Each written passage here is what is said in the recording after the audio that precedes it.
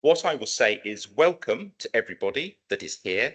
I'm hoping that the recording that I've just started is working seamlessly so that I can get this up on YouTube, and then that's a hello to everyone who's watching it after today. So this is the agenda for the day. I'm hoping that we'll cover it all in about 45 minutes or so, but we'll see how we go. As I have done in recent years, before we actually get onto the agenda, I'm going to give the quick 3-slide reminder of what HSP is, and what the group does, and all that kind of stuff. So I know a lot of people in the room know this very well, but for people who are earlier in their HSP journeys and are newer members, they may not know all of the details. So it's the same as I have said before. HSP stands for hereditary spastic paraplegia. There are over 80 different types of HSP known at the moment. It is a rare disease with estimates of prevalence somewhere between 3 and 7 in 100,000 people. Because it's a rare disease, healthcare professionals haven't usually heard of it.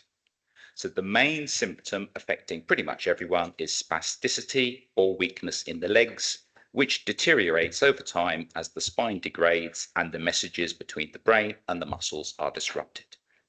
There's great variation between individuals in the age at which HSP starts, in the speed of its progression, and how much it affects individuals.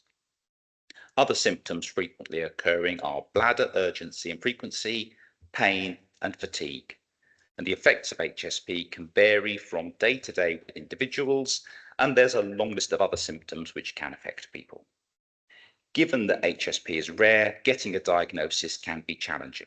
There are genetic tests available for quite a few types of HSP, but not all, and the early symptoms of HSP are similar to other conditions, and the progression of HSP in one individual is very hard to predict. So many people with HSP often feel isolated, lonely, or depressed.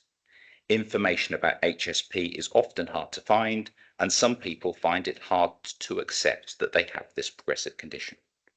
Right now, there are no cures for HSP. All of the available treatments are around symptom management. But it is worth remembering that there are great teams of researchers working on HSP, increasing understanding and looking for cures. So that brings us on to us at the support group. So we've got a very handy mission statement, which I will just read. People with hereditary spastic paraplegia, their families and carers are at the heart of everything that we do. Our information and support helps improve the quality of life for those affected by HSP. Our friendly support community helps with sharing ideas and reducing feelings of isolation. We support research into HSP, including developing treatments and improving understanding.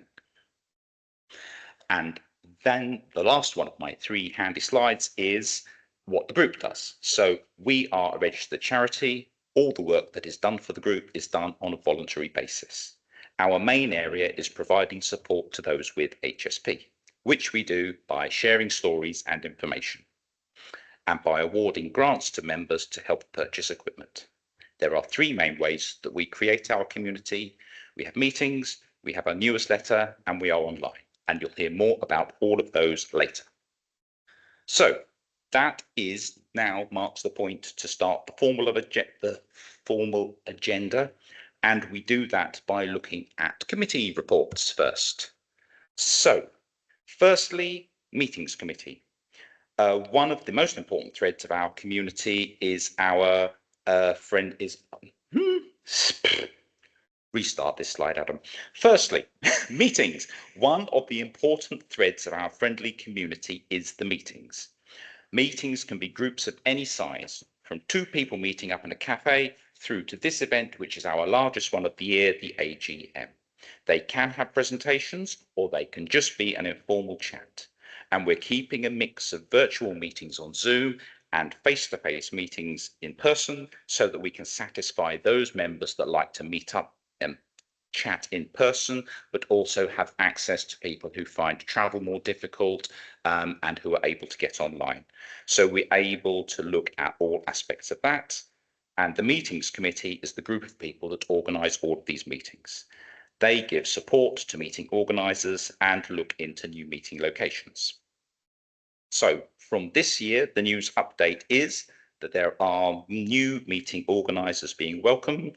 There's a steady upward trend in the number of people attending face-to-face meetings, and we now have 2 different monthly Zoom calls. On the new meetings front, we've had meetings in Scotland and in Northern Ireland, and we have re-established the Hitchin meeting. There's also been development of some flyers, and we've got specific group emails for our meeting locations, and I give a huge thanks to all of our meeting organisers. And we'll be making another visit to meetings committee a little later in the day. Next up, we move to newsletter.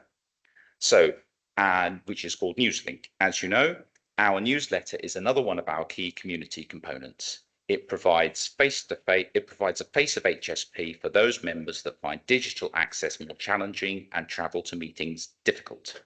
So Pip, who is somewhere in this room, just over here, she is a wonderful editor. She has now produced 4 editions of the newsletter, and I've got 3 of them here, which anyone is welcome to have a bit of a browse at later.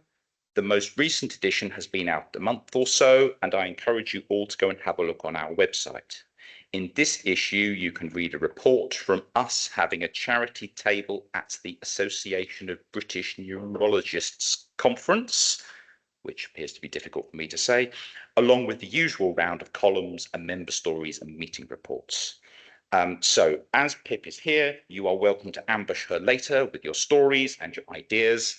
And if you have some ideas that you can't think of today, you can email them to Pip using the email address newslink@hspgroup.org.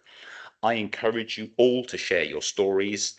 Our newer members who are much earlier on their HSP journeys get to hear how other people have solved problems and approached life, and that's a great help to people who are coming to terms with their diagnosis.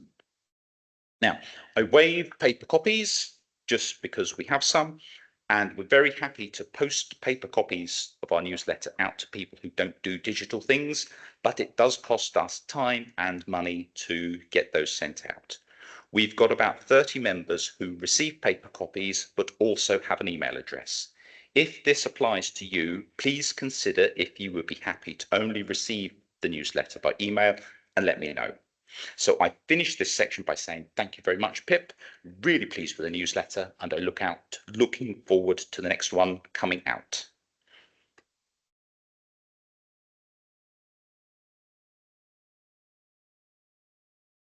Okay, next up, we turn to Research Committee. So following from their attendance at the AGM here last year, the team in Plymouth have applied for funding for their mollii suit project. That project recognises that there isn't much robust data on the benefits of the mollii suit, and it will be a feasibility study. The team aim to test how effective the mollii suit is, and they will be recruiting a group of about 20 people with HSP. The project will be run in parallel with a similar study for ataxia, and the data will inform future studies where the mollii suit can be tested in a more depth way.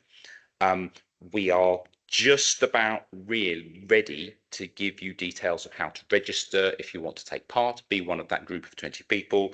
We've got those, we'll send that out fairly soon. So yeah.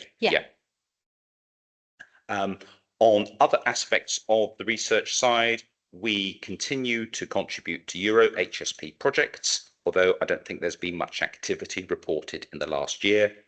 And as I mentioned last year, all Euro HSP members contribute to the Euro HSP sponsored Adolf Strumpel Award, which is given at the Tom Varlig Symposium meeting.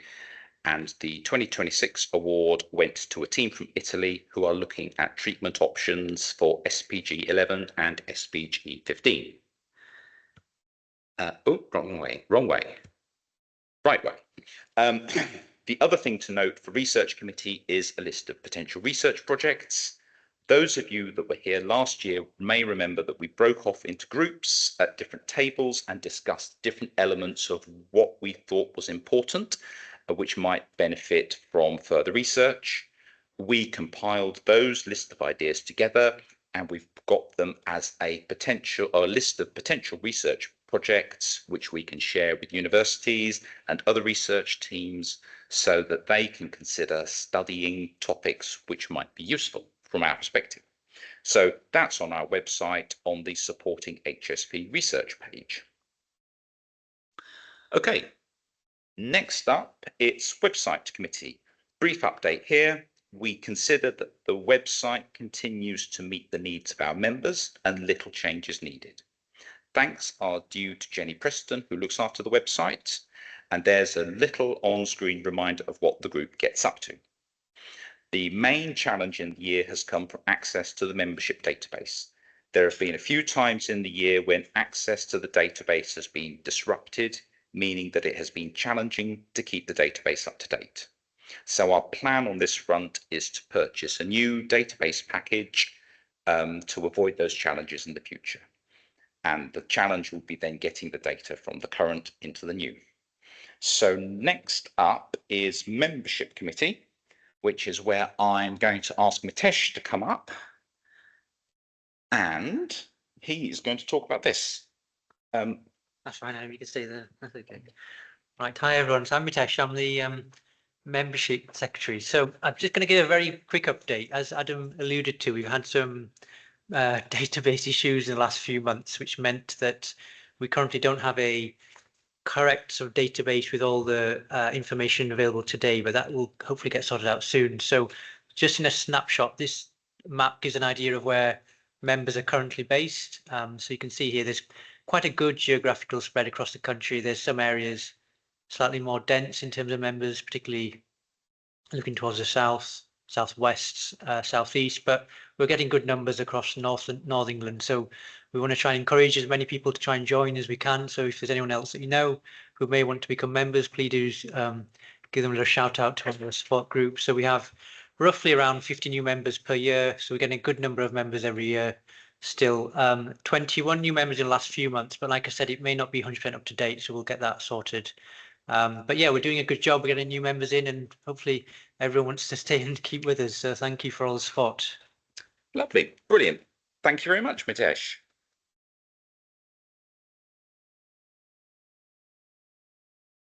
Okay, which then moves us on to fundraising.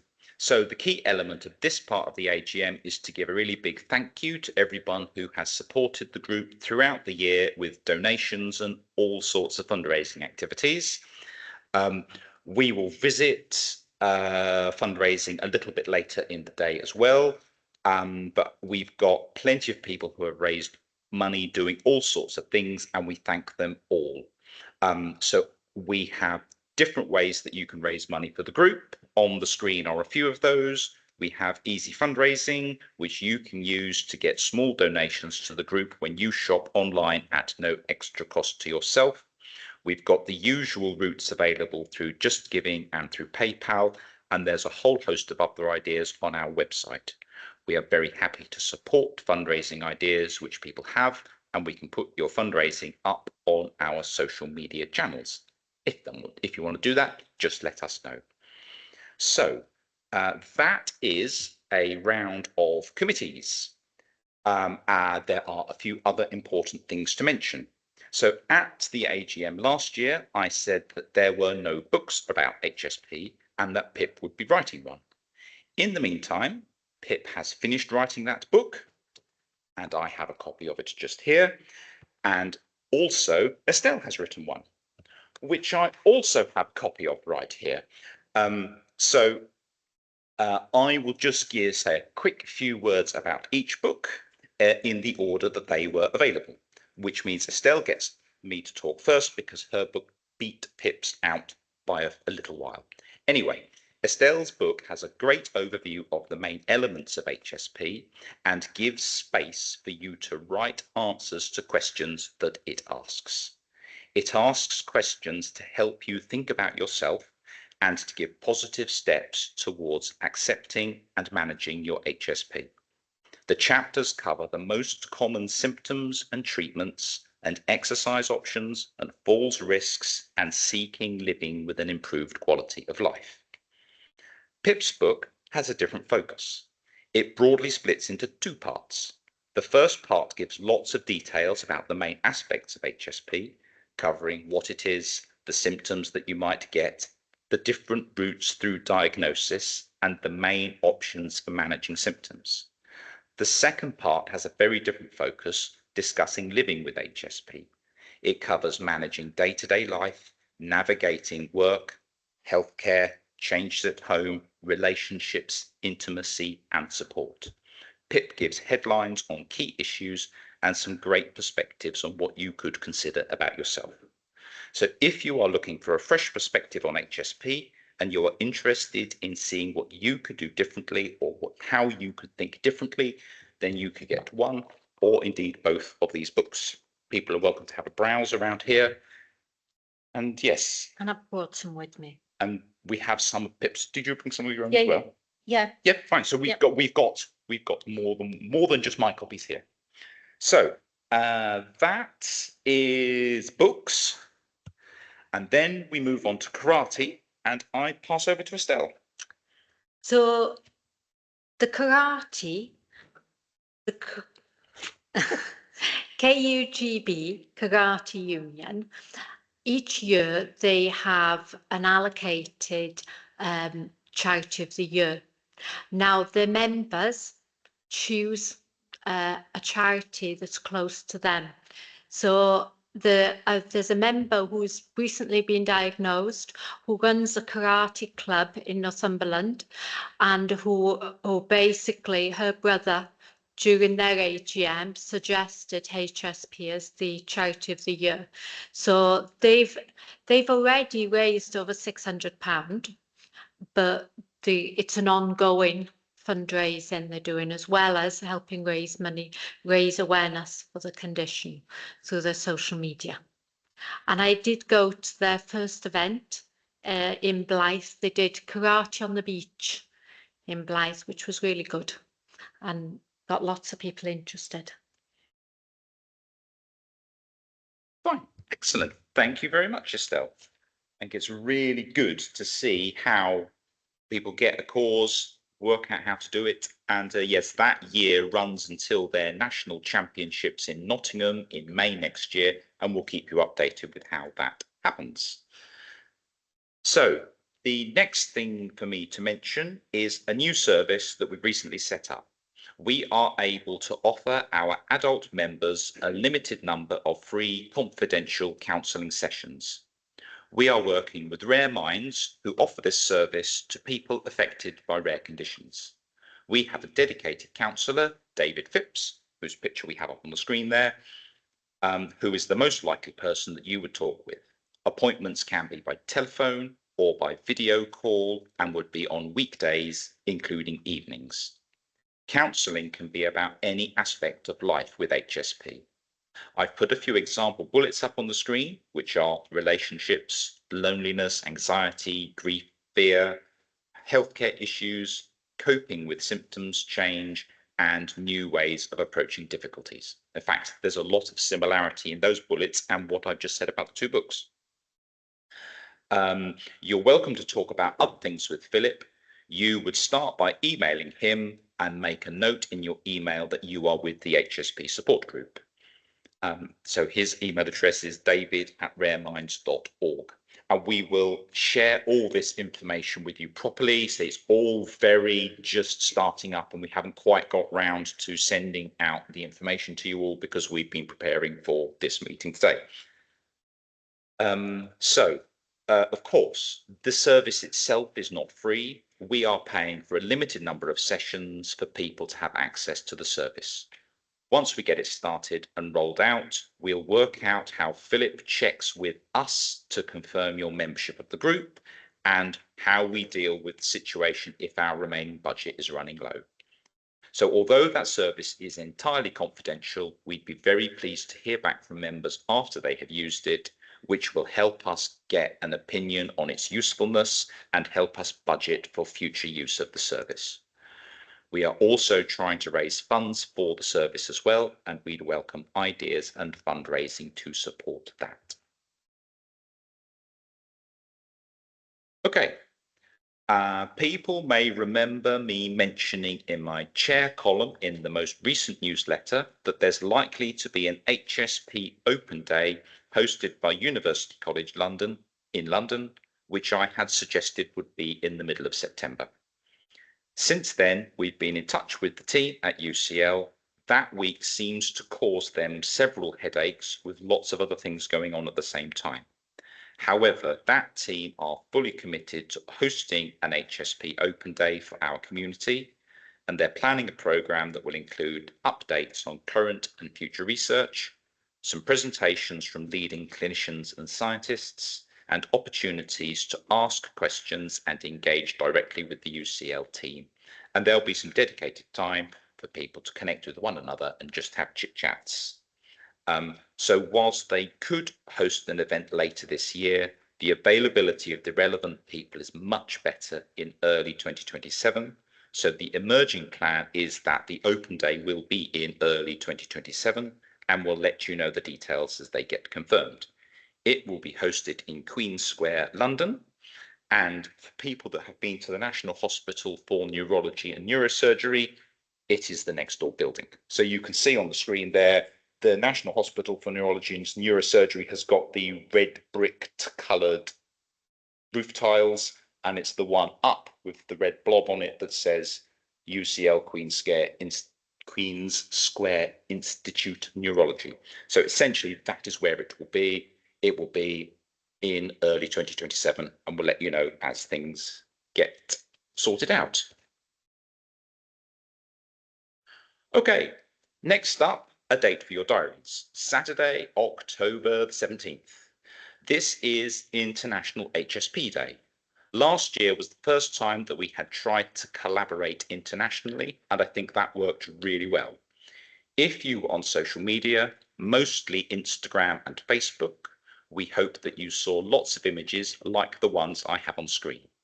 The main aim of the campaign is about raising awareness of HSP, and there were people across at least 15 countries posting similar content, and the main themes of that content were about people, with many people making the interconnected rings symbol with their fingers, which is symbolic of the links in DNA and the connectedness of our communities. We also put up information about HSP, gave links to support groups and social media channels, and other HSP news. So this year, EuroHSP are organising a whole bunch of things, but I don't really know the details of that at the moment. As things come out and we get them, then we'll let you know. If you're interested to know why October the 17th was chosen, this was the day that Nobel Prize winning Spanish neuroscientist Cajal died in 1934. His work with Golgi forms much of the basis of our understanding of neurons. So basically, there was a big discussion around EuroHSP with different people putting forward different dates, and we agreed on October the 17th. Okay, next up, it's social media. So you can see the statistics for our YouTube channel, which shows that overall we've had over 20,000 views of our videos, with the AGM presentations being the most popular ones. Many members have said that having the AGM available on YouTube is important, and I'm hoping that technology is working well and we'll be able to get this recording up to join the pot. And we then have a reminder of our social media channels: YouTube, Facebook, Instagram, LinkedIn, and X, with the numbers in brackets being the change in followers for each channel from last year, showing that Facebook, which is our longest running channel, it's still the most popular. We've had good growth in subscribers for Instagram and for YouTube. Now, I'm conscious that there hasn't been a lot of activity on these channels in the last year or so, and we're hoping to become a bit more active with posts and information so that you have easier access to relevant news and HSP information.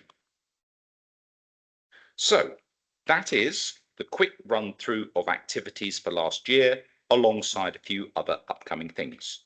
That brings us neatly back onto our agenda and into some of the more formal aspects of the AGM. So next up, we're going to have our secretary report, and I'm going to ask Helen to come up.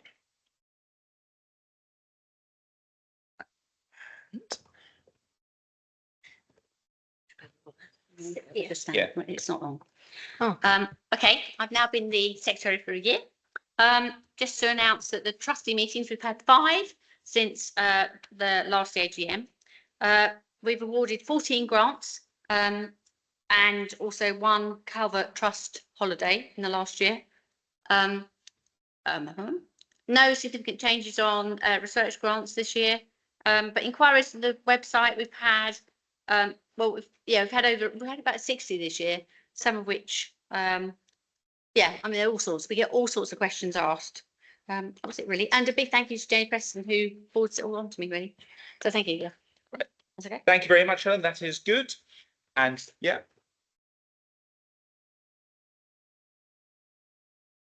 And it shouldn't come as a surprise, but next we have Michael coming up, who is going to do the same thing, but with the treasurer hat on instead of the secretarial hat. Can you pass that course, or do you not want to? Could you get so you are around here and approximately in picture? Okay, so we're now onto the boring section of the meeting, so I'll try and be reasonably quick. The first slide shows the income for last year, 24,000.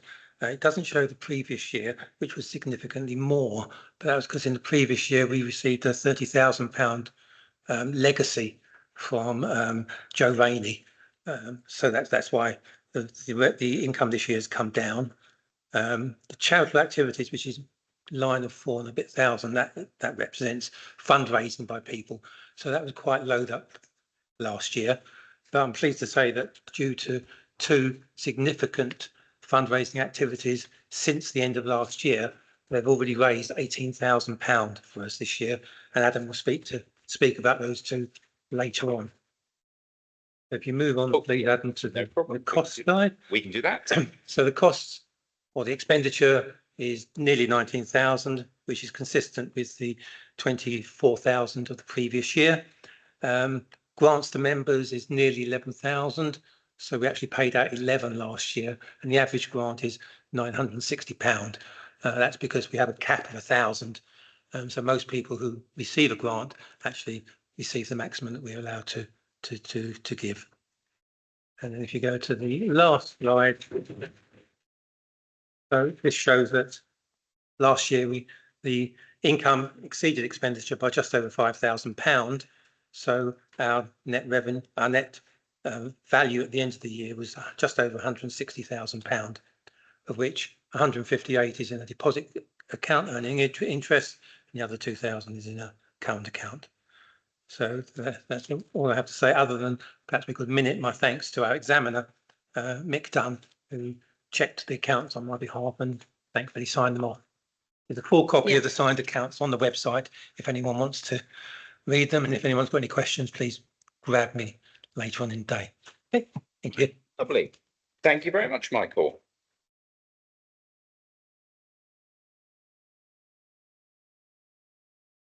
Okay, so there are a few more other formalities that we need to follow.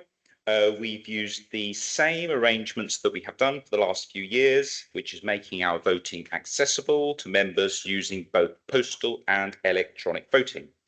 So overall, 52 members have cast votes, which is slightly lower than last year. So we have around 12% of membership voted, which is similar to the number of members that voted in 2024 and lower than in other years. So there is still a silent majority of members who have chosen not to vote. So a few members chose to abstain from some of the items. I'll start that sentence again. A few members chose to abstain from some of the votes, but for all of the items, the accounts, the minutes and the trustee report, I'm pleased to say that they were all approved unanimously. The last element of the voting is the election of trustees. So since the last AGM, there have been 2 important changes. The first change to note, as you will have seen in our newsletter, is that one of our longest standing trustees, John Mason, passed away in late 2025.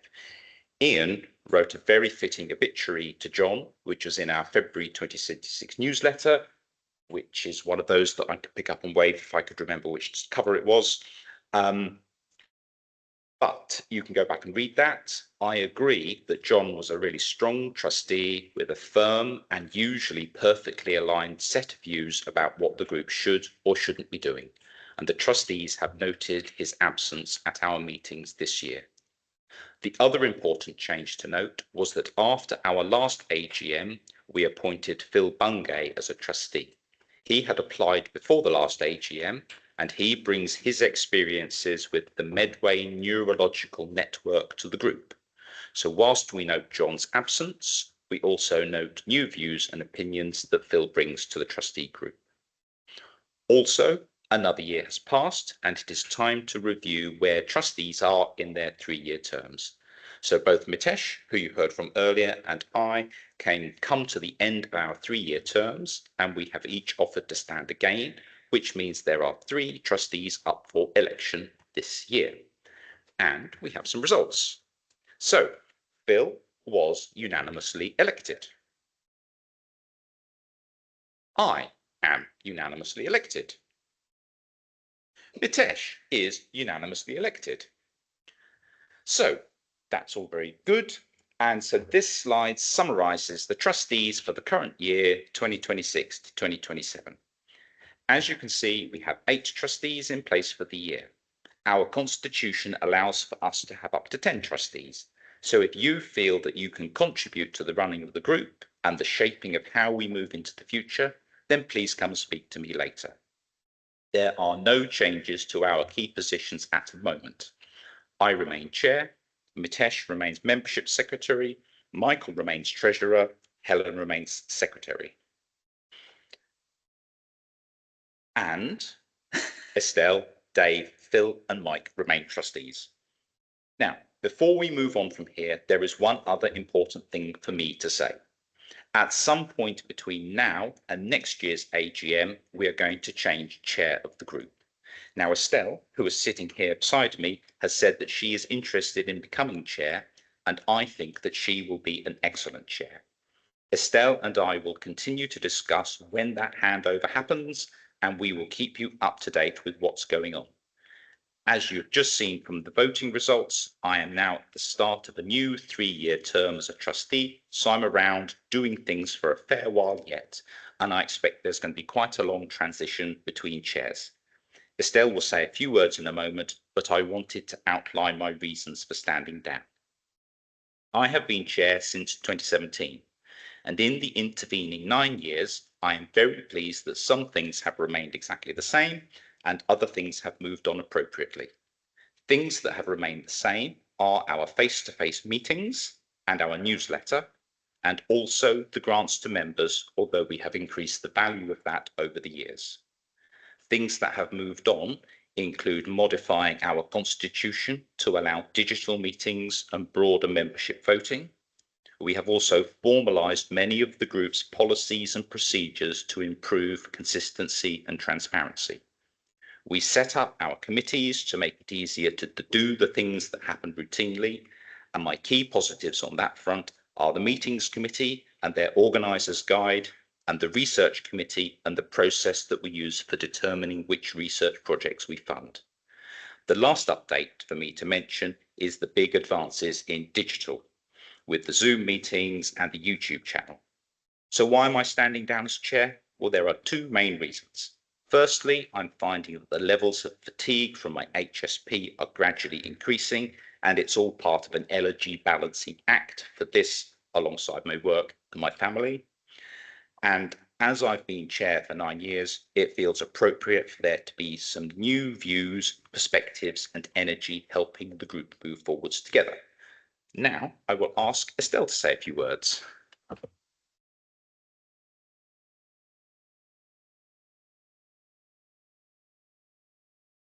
So we'll be wanting to continue moving forwards. And like Adam said, certain things we need to remain the same. And that's things like the support group meetings. And obviously we're moving forwards with the things like the counselling and the financial grants are going to be remaining the same. There's going to be Yeah. Okay. Is that better? Yeah. So I'm not normally quiet. But there's going to be a real drive for increasing public awareness of HSP.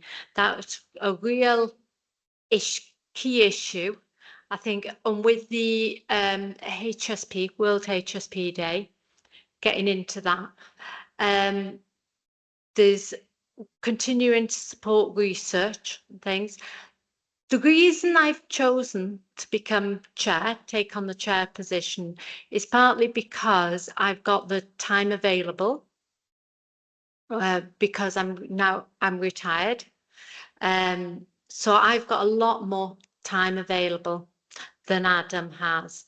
But as part of, I'm just glad that I have the support of the trustees to be able to do things, because it's a difficult job, and therefore if people want to help within, there's always going to be room for helping. Okay. Fine.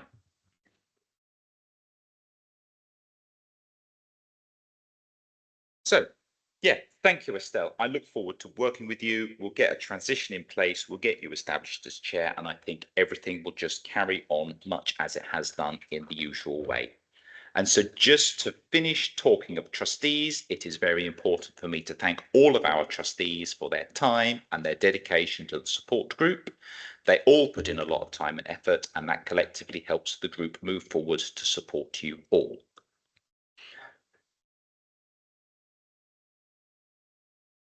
Yeah, yes. Yeah. So yeah, basically, I'm just now starting a 3-year term as a trustee. So I will chair at the moment. At some point during the year, Ms. Estelle will become chair, and I will remain a trustee, likely for the full 3-year term. Where are we? That's where we are. We are now coming to the end of the AGM. Before I close with news about what's happening later today and another date for your diary, I will ask if there is any other business which members need to raise. Do we have any other business?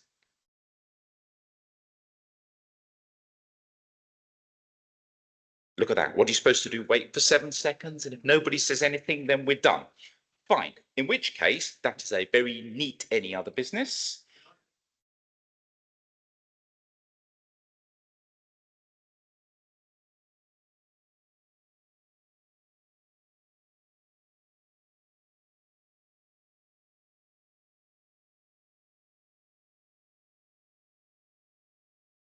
Thank you. Thank you very much. Thank you. Indeed, there is a slide that says thank you. So that brings us to the end of our AGM. This page is a reminder of our mission statement. I'd like to thank everybody for taking their time to be part of this, making the journey here, for those that are hearing face to face, and for watching it on YouTube after today, for those that are doing that. So I thank everyone for being here, and to thank everyone who makes a contribution to the group or to HSP in any way at all. So date for diary, we have already booked next year's AGM. It is effectively this weekend next year. Be right back here in this very room. So Sunday, the 25th of July, 2027 is the date for your diary for next year's AGM. And what happens? Yes, I have one more slide, and this is it. This is the final slide, which says what is going on now. Look at that. The timing is perfect. It's almost 11:30, which is where I thought we would be. So we've got 5 things after lunch. We are going to have awards presentations at 1 o'clock. And then at about 1:15, we've got the first of 4 presentations. We have 2 people that are coming from Newcastle who are going to do clinical overview of HSP and physical activities in HSP. Then Ian is going to tell us about flying scholarships for disabled people. And then we have a researcher who's come up from UCL, who's going to talk about a collaborative HSP sequencing project. And that draws to our AGM to the conclusion. So thank you very much, everybody. Those of you who have been members for a few years may remember that we had 2 awards which we made in the thick of COVID lockdowns and then coming out the other side. The trustees felt that it was appropriate to reinstate the awards this year, and that is why we are revisiting these committees, starting with meetings. So there are 4 ladies who have been organising meetings for the group in their respective parts of the country for many years. These meetings are always well received by those who attend them, and they are an integral and important part of the HSP community. So we are pleased to award all 4 of them with our Raising Awareness of HSP award. They're all here today. I will ask them to come up in a minute. You can see their pictures on the screen. We have Penny Cohen and June Masting, who have been organising meetings here in Birmingham since 2014. We have Jane Bennett, who has been organising meetings in Milford since 2000. And we have Hilary Croydon, who has been organising meetings in Colchester since 2014. You can read about the first Colchester and Birmingham meetings in the January 2015 news link on our website. I also have on screen a photo from Jane's first Milford meeting in 2000.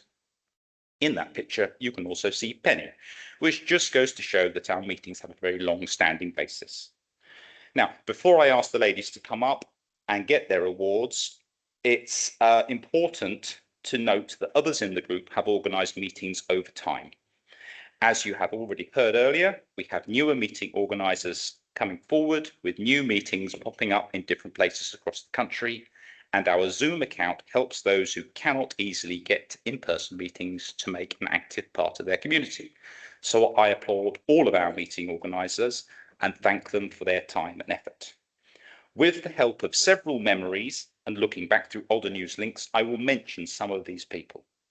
With a looking back perspective, we have Ian Bennett, Irina Pritchard, Sandra and Peter Bateman, Mike Kane, Della Brookman and Barbara Jones. More recently, we have Estelle Marshall, Stephen Glynis Brown, Kevin Mills, Mary Vickers, Martin Rafferty, Susie Clegg, Dorothy Stewart, Tom Bell and Helen Payne. And sincere apologies to anyone who has done this job whose name didn't quite make my list. So I would like to ask all 4 ladies to come up here. I'm going to present them with their awards and they may or may not choose to say something. So you're all welcome to come up and ambush me in whichever order you want. Okay, right, Hilary, yours is here. I will just pick up and pass that across. Thank you. Jane, yours is next closest hand, which I pass to you. Thank you. June, you are prepared. Thank you. You as well. Jane, why don't you say that, Jane? Thank you all for this, the committee or this, trustees for this, but for me, it's thank you to you all that attend our meetings.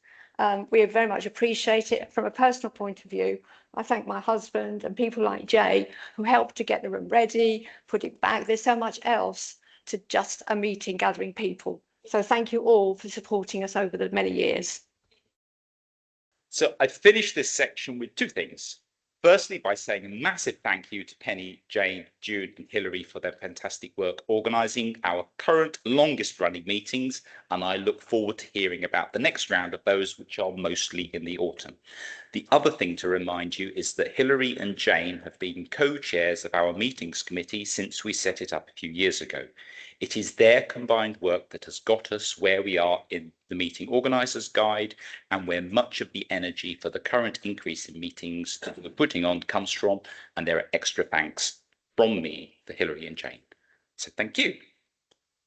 Okay, then we move into fundraising awards. So we have the second of our 2 awards. There have been 2 fundraising activities of particular note, and we are pleased to award both of these our fundraising award for this year. Firstly, we have Trevor Smart, who has HSP. He used to be a runner, having completed several marathons, but was finding that his HSP made this progressively more difficult. He had ambitions to do a half Ironman. Now, if you don't know what a half Ironman is, it's like a triathlon, but you have a 2-kilometre swim, a 90-kilometre bike ride, and you finish by running half a marathon. So Trevor entered a short triathlon and found that the cycling helped him to run, and this was his ticket into attempting this distance. He noted that the half marathon would be much more of a walk than a run. Now, for clarity, these are pictures from Trevor's Just Giving page, so I don't know their context. Unfortunately, Trevor is not with us today, but he says that he had a brilliant day making the impossible possible, and he found completing the distance to be a real boost. So Trevor has raised over £7,400 for the group, which I give a massive thank you. And secondly, we have Emmy Sims and her family, and part of a large group of people climbing Ben Nevis in Scotland earlier this year. They were using the slogan Nevis for Noah, and you can see here that they got to the summit, even if it wasn't a particularly good view. There we are. They have a raise. Excuse me. They have raised around £11,000 for the group. Emmy and several of the family members are here today, and I'm going to present them with this award, and I'd like them to come up, and if they want to say a few words about what they're doing, then that would be wonderful. We all need faster legs around here, yes. Right, so here is an award. Thank you very much. Did you want to say something? Basically, there's obviously a lot of people here who aren't here today.